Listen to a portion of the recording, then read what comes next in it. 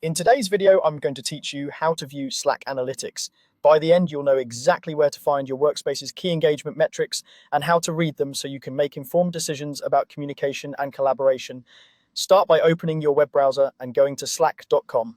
Using a desktop browser makes navigation clearer for this task. If you're not already signed in, make sure you're logged into the workspace whose data you want to review. Keep in mind, analytics access is typically limited to workspace owners and admins, so if you don't see the options I mentioned, you may need the right permissions.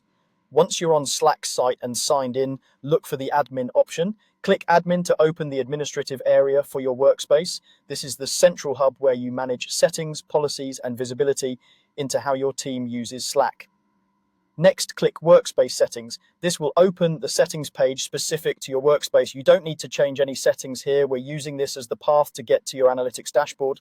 On the left-hand side, find and click Analytics. This is where Slack aggregates activity data to help you understand adoption and engagement.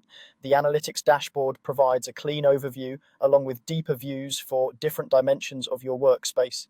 Inside Analytics, you'll see sections such as Overview, Channels, and Members. The Overview tab is your high-level snapshot. Here you can see trends like total messages sent, active members, reactions, and files added.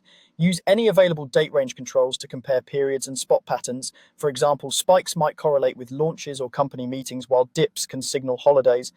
This context helps you frame what you're seeing instead of treating each number in isolation. Switch to the channels view to understand where conversations are happening. You'll typically see top channels by activity, which can highlight where collaboration is strong. If some channels have very low engagement over long periods, that can be a cue to consolidate or archive. Channels with sustained activity may deserve clearer naming, better topic descriptions, or pinning key resources to keep them organized and useful. Head over to the members view to review how individuals engage. You might see metrics like messages sent, last active date, or participation in channels.